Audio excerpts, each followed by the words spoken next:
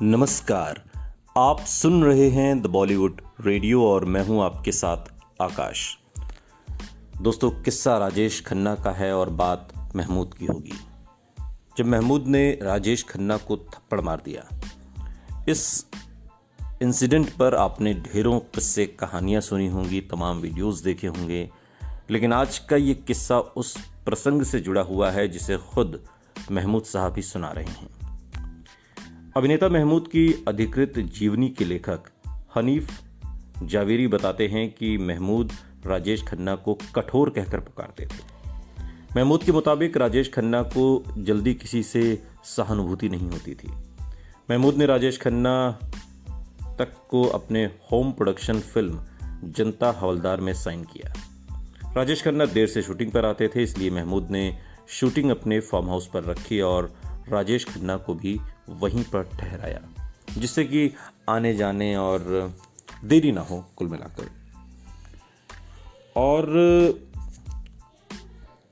हनीफ जावेरी ये भी आगे बताते हैं कि महमूद ने उन्हें ये वाकया बताया था कि एक बार सेट पर महमूद के बेटे राजेश खन्ना को हाय बोल दिया उन्होंने। महमूद साहब के जो बेटे थे उन्होंने काका को हाय कहा और राजेश खन्ना बुरी तरह नाराज हो गए कि इसने इस तरह हाय क्यों बोला, उनके पैर क्यों नहीं छुए, उनके नाम के आगे जी नहीं लगाया, तमीज़ तहजीब से बात नहीं की।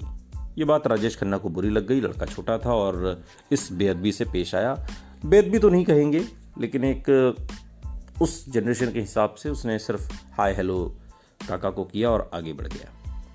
इस घटना के बाद उन्होंने महमूद को शूटिंग पर परेशान करना शुरू कर दिया। महमूद के मुताबिक उनको राजेश खन्ना को उठाने के लिए 10 बार जाना पड़ता था।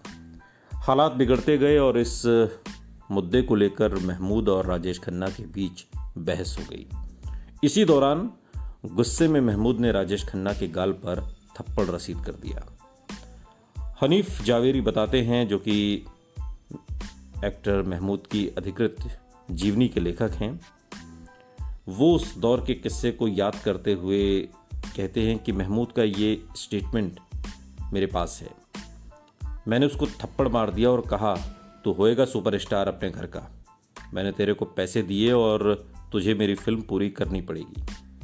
इसके बाद राजेश खन्ना के साथ बैठकर बात हुई। उन्होंने फिर परेशान नहीं किया और पिक्चर पूरी की। वो दिन था, मैंने अपने कान पकड़ लिए कि मैं राजेश खन्ना के साथ कभी काम नहीं करूंगा। ये बातें किसी और ने नहीं बल्कि एक्टर, प्रोड्यूसर, डायरेक्टर महमूद ने कही। तो क्या ये घटना इस तरफ इशारा करती है कि राजेश खन्ना के प्रति लोगों का सम्मान धीरे धीरे कम होता जा रहा था, या फिर उनके स्टार वाले नखरे वाकई बर्दाश्त की हद को पार कर गए थे? क्या उन्होंने अपने खास लोगों को इस तरह दूर करके अपने पतन की स्क्रिप्ट खुद लिखी थी? हनीफ जावेरी कहते हैं कि राजेश खन्ना को अच्छे रिलेशन बनाने नहीं आए। अब जितेंद्र को देखिए, वो बहुत अच्छे अभिनेता नहीं हैं, लेकिन उन्हें रिश्ते बनाने आते हैं और देखिए वो कहां से कहां पहुंच गए। जितेंद्र साहब ने एक बार हनीफ जावेरी को बताया था कि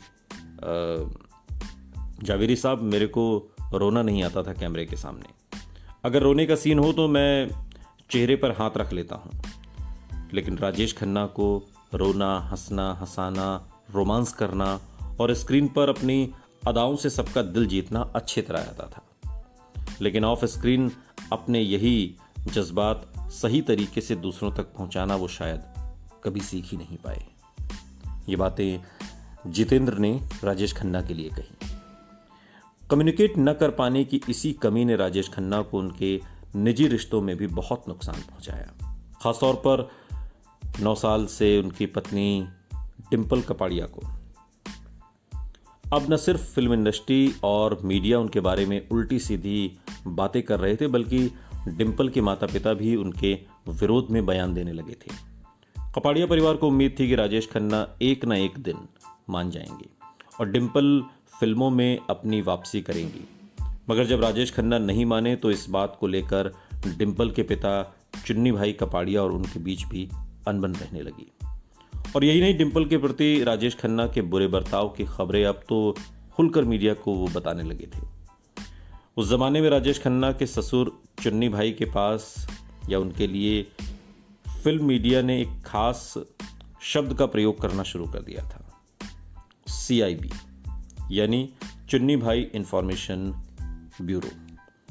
और उनके हवाले से अब अक्सर राजेश खन्ना की निजी जिंदगी से जुड़ी चटपटी गॉसिप फिल्म मैगजीन का हिस्सा बनने लगी।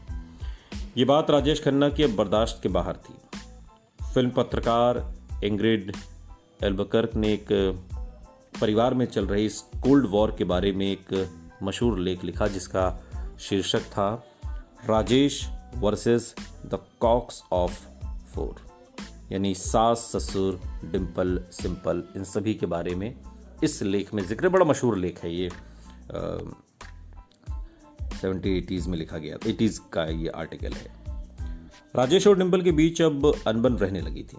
डिम्पल अक्सर नाराज होकर अपने घर चली जाती, तलाक की धमकी देती, और राजेश को लगता था कि वो उन्हें इमोशनल ब्लैकमेल करने की कोशिश करती हैं। मगर हर बार झगड़े सुलझ जाते और डिम्पल बच्चों के साथ वापस आशीर्वाद लौट आती, जैसा किसी भी हस्बैंड वाइफ में होता है।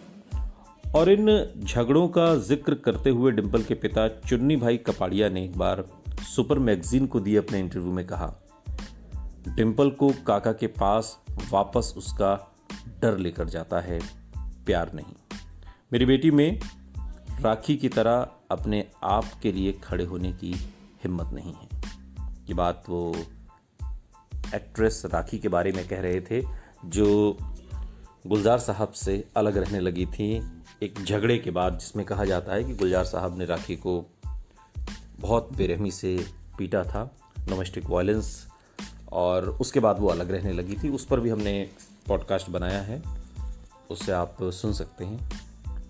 बहरहाल इन तमाम मुद्दों पर राजेश खन्ना मीडिया के सामने खामोशी अख्तियार कर लेते थे। एक बार जब पत्रकार भावना सोमाया ने एक बार उनसे सीधा सवाल पूछा, अपनी शादी का मजाक बनते देख उन्हें कैसा लगता है, तो राजेश खन्ना ने फिल्मी अंदाज में जवाब दिया, जब हर कोई आप पर पत्थर फेंकता है तो पूरा सच बताने की इच्छा बहुत ज़्यादा होती है, लेकिन अंत में इससे कोई हल नहीं निकलता, क्योंकि आपका दर्द मजाक का स्रोत बन जाता है।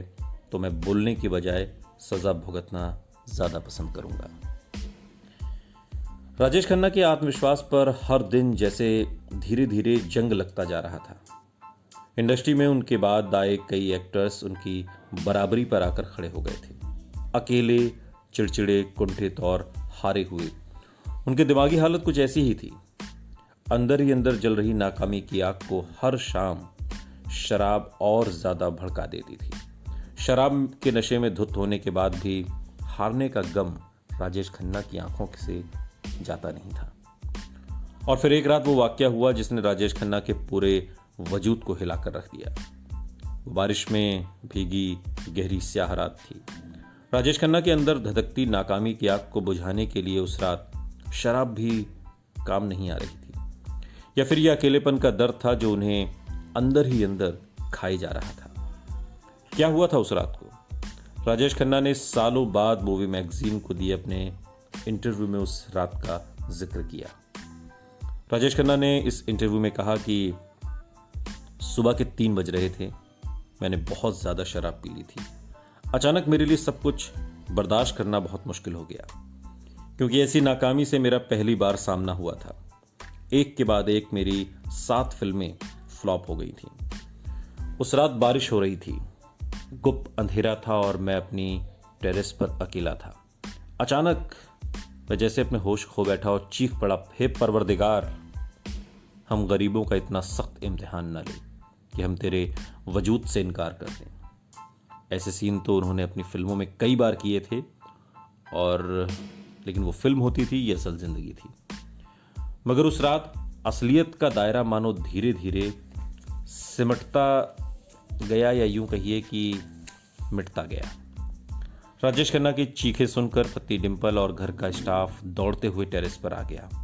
राजेश खन्ना फूट फूट कर रो रहे थे। राजेश खन्ना पूरी जिंदगी इस रात को नहीं भूले।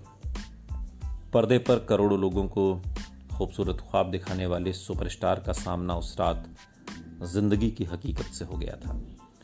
मगर इस हकीकत को कबूल करना न तो उन्हें आता था और न ही शायद वो सीखना चाहते थे। बाद में एक इंटरव्यू में उन्होंने ये भी कबूल किया कि अपने एक बुरे दौर में, डिप्रेशन की हालत में, उन्होंने खुदकुशी तक करने की सोची थी।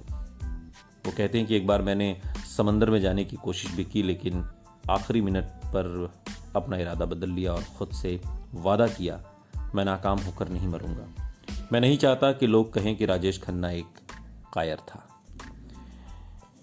इस दौर में राजेश खन्ना अकेले, चिड़चिड़े और बेहद संवेदनशील हो चुके थे। उस दौर की बात करते हुए उन्होंने खुद माना कि वो घंटों तक अकेले, परेशान और अपने ख्यालों में खोए रहते थे। वो अपनी नाकामी को स्वीकार नहीं कर पाए थे। अगर किसी समझदार और अनुभवी शख्स ने मुझसे बात की होती, मुझे फिल्मी दुनिया के दांवपेच के बारे में समझाया होता, तो शायद मुझे राहत मिलती, लेकिन मेरे साथ ऐसा कुछ नहीं हुआ।